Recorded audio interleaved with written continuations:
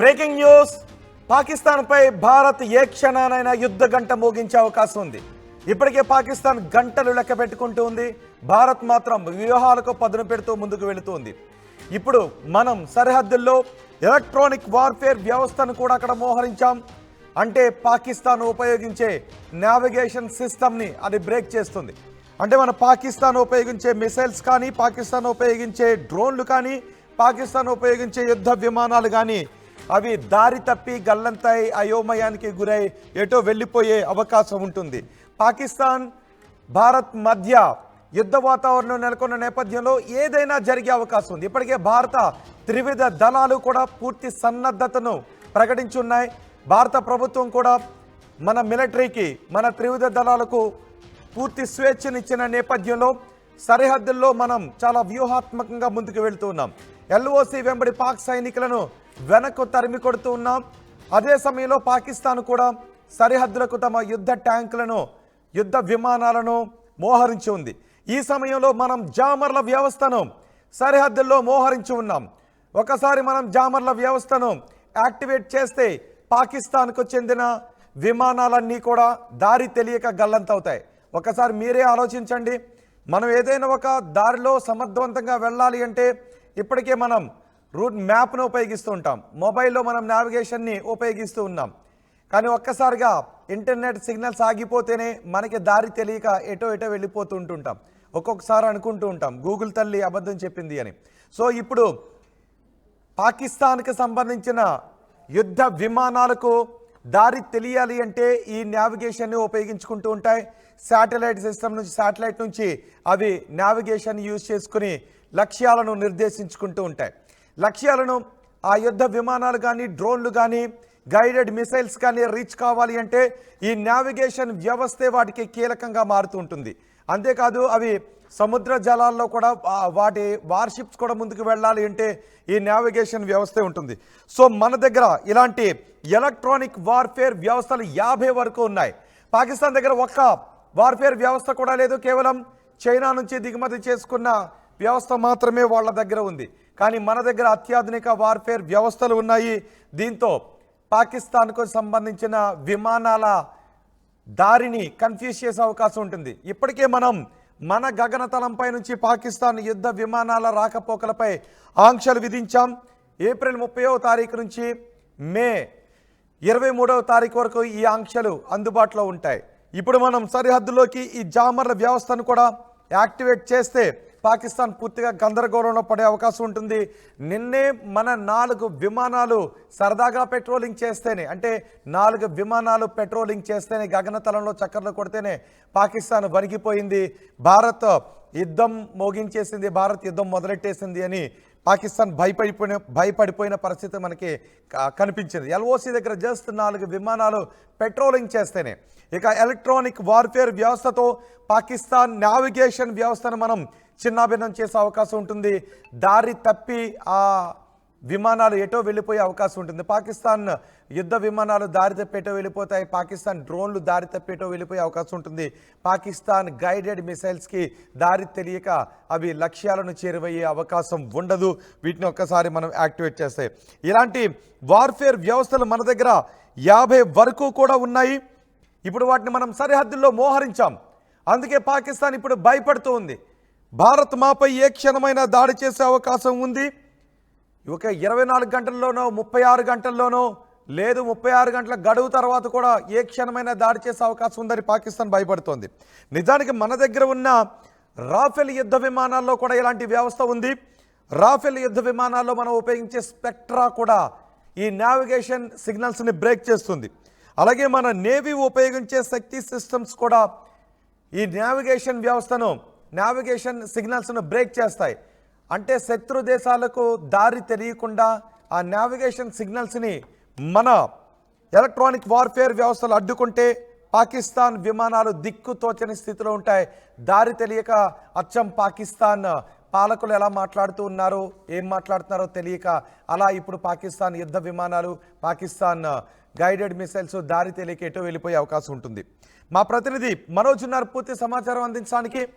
మనోజ్, ఇప్పటికే పాకిస్తాన్ పాలకులు అంటూ ఉన్నారు, పాకిస్తాన్ ఆర్మీ అంటూ ఉంది భారత్ ఏ క్షణమైనా యుద్ధం చేసే అవకాశం ఉంది, గంటలు లెక్కబెట్టుకుంటూ ఉన్న సమయం, గంటలు లెక్కబెట్టుకుంటూ ఉన్న పరిస్థితులు కనిపిస్తూ ఉన్నాయి. మరోవైపు భారత్ సరిహద్దులో చాలా వ్యూహాత్మకంగా ముందుకు వెళ్తుంది. ఇప్పటికే ఎలక్ట్రానిక్ వార్ఫేర్ వ్యవస్థను కూడా అక్కడ మోహరించి ఉంది. అంటే పాకిస్తాన్ అనుకుంటున్నట్టుగానే రాబోయే కొన్ని గంటల్లో ఏం జరిగే అవకాశం ఉంది? రైట్, ఇప్పటికే భారత్ చేసేటువంటి కొన్ని యాక్షన్స్ కారణంగా పాకిస్తాన్ కక్కావికలమవుతోంది రోహిత్. అంటే ఇప్పటికే మనం ఇండస్ వాటర్ ట్రీటీని రద్దు చేసిన నేపథ్యంలో అక్కడ ఒక సంక్షోభం ఏర్పడుతోంది. ఎందుకంటే బేసిక్ గా ఇండస్ వాటర్ ట్రీటీ ద్వారా అనేక ఎకనామిక్ సోర్సెస్ అక్కడ క్రియేట్ చేయబడుతున్నాయి, ఇండస్ట్రీస్ రన్ అవుతున్నాయి, పబ్లిక్ కి అగ్రికల్చర్ రీసెర్చ్ కోసం వెళ్తోంది, సింధు ప్రావిన్స్ వరకు కూడా వెళ్తున్నాయి. అంటే చాలా ఎకనామికల్ గా పాకిస్తాన్ ఇండస్ వాటర్ ట్రీటీ రద్దు తర్వాత ఆగమైపోయింది, కొంత సంక్షోభం ఎదురవుతోంది. ఈ సిచ్యువేషన్ లో మరొక బిగ్ బాంబ్ ఏంటంటే పాకిస్తాన్ వెళ్ళేటువంటి ఇండియా గగనంతలు వెళ్ళేటువంటి ఏ ఒక్క పాకిస్తాన్ ఫ్లైట్ ని కూడా అలో చేయకూడదు, దాని నావిగేషన్ ని క్లోజ్ చేశారు అంటిల్ May 23 వరకు అంటూ కూడా ఇండియన్ సంబంధించిన ఎయిర్పోర్ట్ చెప్తున్న పరిస్థితి. సో ఈ సిచ్యువేషన్ లో పాకిస్తాన్ ఒకవేళ కనుక మనం మాట్లాడుకుంటే సౌత్ ఈస్టర్న్ ఏషియన్ వైపుగా వెళ్లాలన్నా, మలేషియా వైపుగా వెళ్లాలన్నా, ఇంకేదైనా కంట్రీస్ వైపుకి వెళ్లాలన్నా కూడా వాళ్ళు ఆపరేషనల్ ఛార్జెస్ పెరిగిపోతాయి. అంటే ఇప్పటికే సంక్షోభంతో బాధపడుతున్న పాకిస్తాన్ ఒకవేళ కనుక వెళ్ళాలనుకుంటే మనం మ్యాప్ కనుక ప్లే చేయగలిగితే రోహిత్, ఇండియా వైపు నుంచి అటు మలేషియా వైపుగా వెళ్లాలన్నా, లేకపోతే ఇంకేదైనా ఇతర కంట్రీస్ వైపు వెళ్లాలన్నా కూడా డైరెక్ట్ గా ఇండియన్ గగనతలం వైపు వాడుకొని వెళ్లేవారు. సింగపూర్ వెళ్లాలన్నా, మలేషియా, ఈస్ట్ ఏషియన్ కంట్రీస్ వైపు వెళ్లాలన్నా కూడా ఇప్పుడు ఇండియా గగనతలం పై నుంచి పాకిస్తాన్ ఎటువంటి ఉండదు. కేవలం పాకిస్తాన్ ఎయిర్లైన్సే కాదు, ఏదైనా థర్డ్ కంట్రీకి సంబంధించిన ఎయిర్లైన్స్ పాకిస్తాన్ వైపుగా వెళ్లాలన్నా, పాకిస్తాన్ లో వచ్చినటువంటి ఒక ఫ్లైట్ అక్కడ ఆగిపోయి వేరే కంట్రీ ఫ్లైట్ ఇంటర్చేంజ్ ద్వారా మళ్ళీ అక్కడి నుంచి వేరే కంట్రీస్ వైపు వెళ్లాలన్నా కూడా క్లోజ్. అంటే పాకిస్తాన్ కి మనకి అన్ని రకాలుగా లింక్స్ క్లోజ్ అయిపోయాయి. సో ఇప్పుడు పాకిస్తాన్ పై ఎటువంటి ఎఫెక్ట్ పడుతుందంటే ఇండియా గగనతలం వాడకుండా వెళ్ళాలంటే చైనా మీదుగా వెళ్ళాలి. సో చైనా మీదుగా వెళ్ళాలి అని అంటే ఆపరేషనల్ ఛార్జెస్ పెరిగిపోతాయి, టైం కన్జ్యూమ్ అవుతుంది, ఎక్కువగా మనం వెళ్ళేటువంటి ప్యాసింజర్స్ కి టైం కన్జ్యూమ్ అవుతుంది, at the same time operational charges పెరిగిపోతాయి, ప్రతిదీ పెరుగుతుంది. ఇన్ కేస్ ట్రేడ్ లాంటిది ఏదైనా ఉన్నా కూడా ఏరోప్లేన్స్ ద్వారా చేసేటువంటి ట్రేడ్ కూడా చాలా బిగ్గెస్ట్ లాస్ వాళ్ళకి. ఎందుకంటే ఆపరేషనల్ ఛార్జెస్ పెరుగుతాయి, అఫ్ కోర్స్ రేట్స్ పెరుగుతాయి, అక్కడ కన్జ్యూమర్ రేట్స్ పెరుగుతాయి, దానికి సంబంధించి ప్రతిదీ కూడా పెరిగిపోతుంది.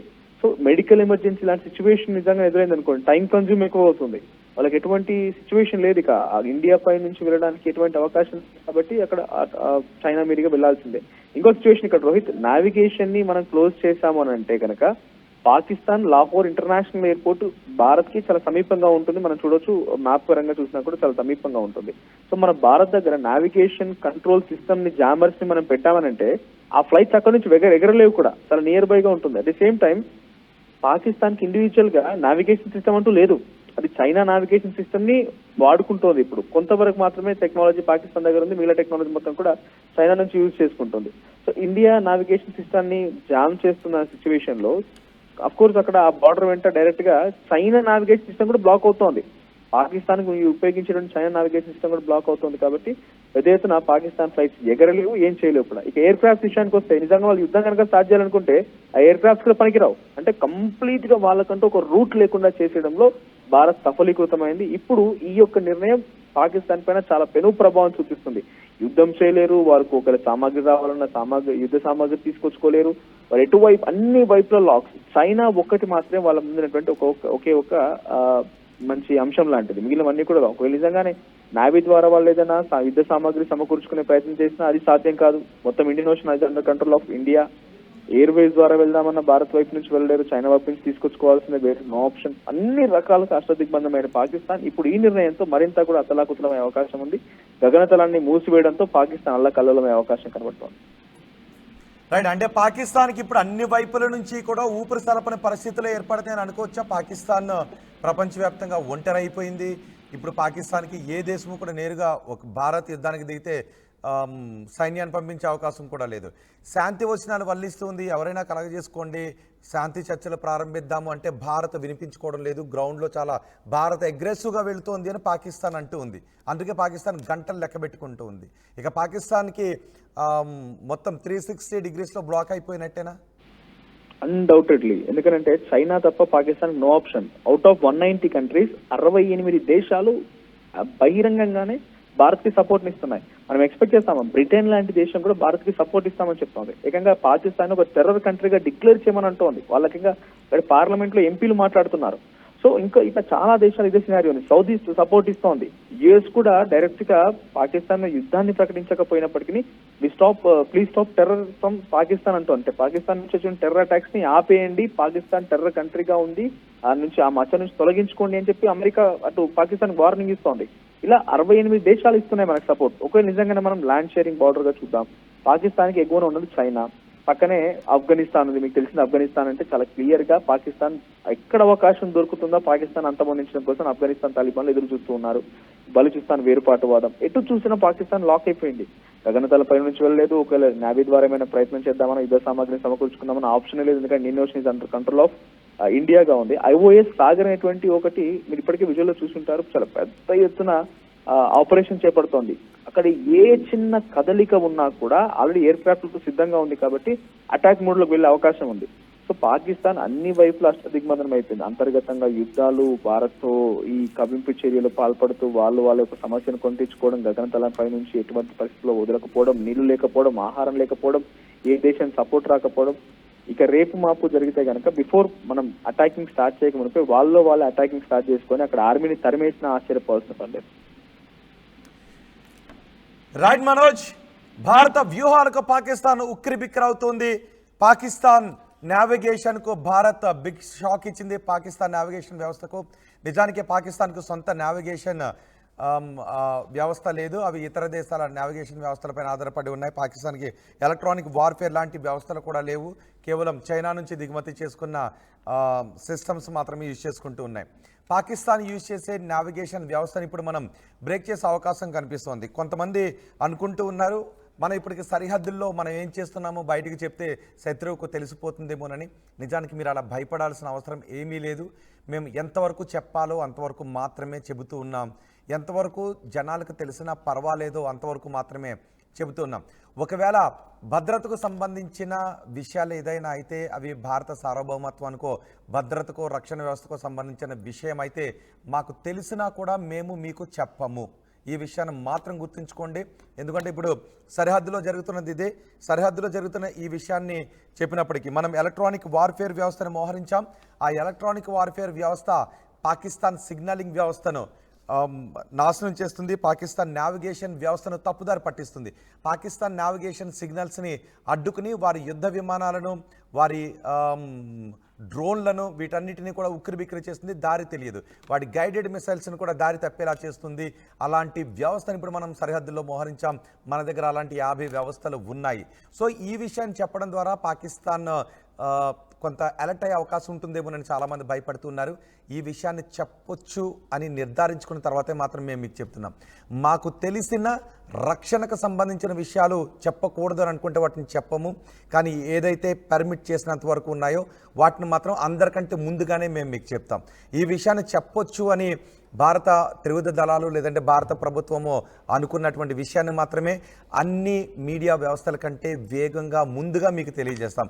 చెప్పకూడదు అనుకున్నటువంటి విషయాన్ని మేము ఎప్పటికీ కూడా చెప్పం. ఇది భారత రక్షణ వ్యవస్థకు సంబంధించిన విషయం. ఇది చెప్పడం ద్వారా మనకు కొంత ఇబ్బంది ఉంటుంది అంటే ఆ విషయాన్ని ఎప్పటికీ కూడా మేము చెప్పం. ఇప్పుడు మేము మీకు చెప్తున్నటువంటి విషయం కూడా గర్వంగా చెప్తూ ఉన్నాం. ఇది చెప్పదగినటువంటి విషయం కాబట్టే అందరికంటే వేగంగా ముందుగా ఎక్కువ మందికి చెప్పాలన్న ఉద్దేశంతో మేము చెప్తున్నాం. మనం సరిహద్దుల్లో మన ఎలక్ట్రానిక్ వార్ఫేర్ వ్యవస్థను మోహరించాం. అవి పాకిస్తాన్ విమానాలకు, పాకిస్తాన్ యుద్ధ విమానాలకు, పాకిస్తాన్ గైడెడ్ మిసైల్స్కు, పాకిస్తాన్ డ్రోన్లను కూడా తప్పుదారి పట్టిస్తుంది. వాటికి దారి తెలియకుండా వాటి సిగ్నల్స్ను బ్రేక్ చేస్తుంది. కాబట్టి ఇప్పుడు పాకిస్తాన్ విమానాలన్నీ గందరగోళంలో ఉంటాయి. పాకిస్తాన్ విమానాలు భారత గగనతలం వైపుకి రావాలి అంటే వాటి కళ్ళ కంతలు కట్టినట్టే. వాటికి ఎటువంటి దారి కూడా కనిపించదు. మనం వెళ్తున్నప్పుడు దారి కనిపించాలి అంటే నావిగేషన్ వ్యవస్థ ఉండాలి. శాటిలైట్ నుంచి ఆ నావిగేషన్ వ్యవస్థను, ఆ విమానాలకు రీచ్ అయ్యే వ్యవస్థను ఇప్పుడు మన ఈ ఎలక్ట్రానిక్ వార్ఫేర్ వ్యవస్థ భగ్నం చేస్తుంది. ఆ విమానాలు దారి తెలియక దిక్కుతోచక ఎటో వెళ్ళిపోతాయి. బహుశా యుద్ధ విమానాలు అయితే ఎటో వెళ్ళిపోతే వాటిలో ఉన్న ఫ్యూయల్ కూడా అయిపోయేటటువంటి పరిస్థితి ఉంటుంది. కాబట్టి యుద్ధంలోకి దిగితే వాటికి దారి తెలియదు. ఇప్పుడు మనం ఆ వ్యవస్థను మోహరించడంతో పాకిస్తాన్ ఇంకా కలవరపడకు గురవుతుంది. ఇప్పటికే పాకిస్తాన్ అనుకుంటూ ఉంది, గంటలు లెక్క పెట్టుకుంటూ ఉంది. 24 గంటలు, 36 గంటలు, ఇంకో 4 గంటలు, 5 గంటలు అంటూ పాకిస్తాన్ గంటలు లెక్క పెట్టుకుంటున్న సమయంలో మనం సరిహద్దుల వెంబడి చాలా బలంగా సైన్యాన్ని మోహరిస్తూ ఉన్నాం. పాకిస్తాన్ అదే చెప్పింది, మాకు రిలయబుల్ ఇన్ఫర్మేషన్ ఉంది, క్రెడిబుల్ ఇంటెలిజెన్స్ మాకుంది, భారత్ మాపై యుద్ధానికంటే శాంతి చర్చలకు రండి, ఒక చోట కలిసి కూర్చొని అంతర్జాతీయ వేదికల మీద, తటస్థ వేదికల మీద కలిసి కూర్చొని మాట్లాడుకుందామని మేము పిలుపునిస్తుంటే భారత్ రావడం లేదు, భారత్ అగ్రెసివ్గా ముందుకు వెళ్తుంది, భారత్ దూకుడుగా ముందుకు వెళ్తోంది అని పాకిస్తాన్ కలవరపాటుకు గురవుతుంది. ఇప్పుడు మనం పూర్తి సన్నద్ధతతో ఉన్నాం. పాకిస్తాన్ నుంచి వచ్చే ఏ విమానాన్ని అయినా కూడా వాటికి దారి తెలియకుండా ఉక్కిరిబిక్కిరయ్యే పరిస్థితిని మనం సృష్టించాం. ఇప్పటికే మన గగనతలాన్ని మూసివేశాం, బోర్డర్ను మూసివేశాం. పాకిస్తాన్ పౌరులు ఎవరైనా భారతదేశంలో ఉంటే వెళ్ళిపోండి అని ఆదేశాలు జారీ చేశాం. ఇప్పుడు సమయం ముగిసిపోవడంతో కొంత సమయాన్ని పొడిగించినట్టుగా తెలుస్తోంది. అంతేకాదు మే 23వ తారీఖు వరకు మన గగనతలాన్ని కూడా మూసివేశాం. మే 23వ తారీఖు వరకు పాకిస్తాన్కి చెందిన ఏ విమానం కూడా, అది పౌర విమానం కావచ్చు, లేదంటే ట్రేడ్ విమానం కావచ్చు, యుద్ధ విమానం అయితే అసలు అనుకోవాల్సిన అవసరం లేదు, ఏ విమానం కూడా భారత గగనతలం వైపు రావడానికి అవకాశమే లేదు. అండ్ ఇప్పుడు మనం ఎలక్ట్రానిక్ వార్ఫేర్ వ్యవస్థను కూడా అక్కడ మోహరించడంతో ఇక ఏ క్షణమైనా ఏమైనా జరిగే అవకాశం ఉంటుంది. కాబట్టి ఇప్పుడు మీకు ఇంకొక విషయం చెప్తున్నాను, మీరు భయపడాల్సిన అవసరం లేదు. ఇంతకుముందే నేను కూడా చెప్పాను, మా మీడియా అంటే మేము వెల్లడించేటటువంటి ఈ విషయాల ద్వారా పాకిస్తాన్కి చాలా విషయాలు తెలిసే అవకాశం ఉంటుందేమోనని కొంతమంది భయపడుతూ ఉన్నారు. కాబట్టి పాకిస్తాన్కు మన రక్షణకు సంబంధించిన వ్యూహాలు తెలిసే ఏదైనా వార్త మాకు తెలిసినా కూడా మేము ప్రసారం చెయ్యం. ఏదైనా తెలియొచ్చు అనేంత వరకు మాత్రమే అందరికంటే వేగంగా, అందరికంటే ముందుగా మీకు తెలియచేయడానికి మేము ఆర్టీవీ ఎప్పుడు కూడా ముందుంటుంది. ఇది రహస్యం అని అనుకుంటే మేము మీకు చెప్పం. సో ఇప్పుడు భారత్ ఏ క్షణమైనా పాకిస్తాన్ని తరిమికొట్టే అవకాశం ఉంటుంది. అందుకే పాకిస్తాన్ ఇంతకు ముందు చూసారుగా, పాకిస్తాన్ సెనేటర్ కూడా ఏం మాట్లాడింది అంటే మన సైనికుల గురించి మాట్లాడటం మొదలుపెట్టారు. మన దేశంలో రక్తపాతం సృష్టిస్తామని భయపెట్టే మాటలు మాట్లాడుతున్నారు. మన దేశంలో మత కల్లోలాలు సృష్టించే మాటలు ఇప్పుడు పాకిస్తాన్ పాలకులు మాట్లాడుతూ ఉన్నారు. మన సైన్యం గురించి మాట్లాడుతూ ఉన్నారు. సో మనం తీసుకుంటున్నటువంటి వ్యూహాత్మక చర్యల నేపథ్యంలో పాకిస్తాన్ పాలకులకు, పాకిస్తాన్ సైనికులకు ఏం చేయాలో దిక్కుతోచని పరిస్థితిలో ఉంది. ఇప్పుడు పాకిస్తాన్ విమానాలు ఏవి కూడా, పౌర విమానాల దగ్గర నుంచి యుద్ధ విమానాల దగ్గర నుంచి భారత గగనతలం వైపు ఎగిరే అవకాశం లేదు. ఒకవేళ అవి వస్తే దారి తెలియక ఏటో వెళ్ళిపోయే అవకాశం ఉంటుంది. సో ఈ పరిణామాలను చూస్తుంటే మీకు ఏమనిపిస్తుందో మీ అభిప్రాయాన్ని కామెంట్ బాక్స్లో తెలియచేయండి. యూపీఎస్సీ సిఎస్ఈ 2024 ఫలితాల్లో 16కు పైగా ర్యాంకులు సాధించి ప్రభంజనం సృష్టించిన విష్ణు ఐఏఎస్ అకాడమీ విద్యార్థులు. At KLH Global Business School, we turn the students of today into the leaders of tomorrow.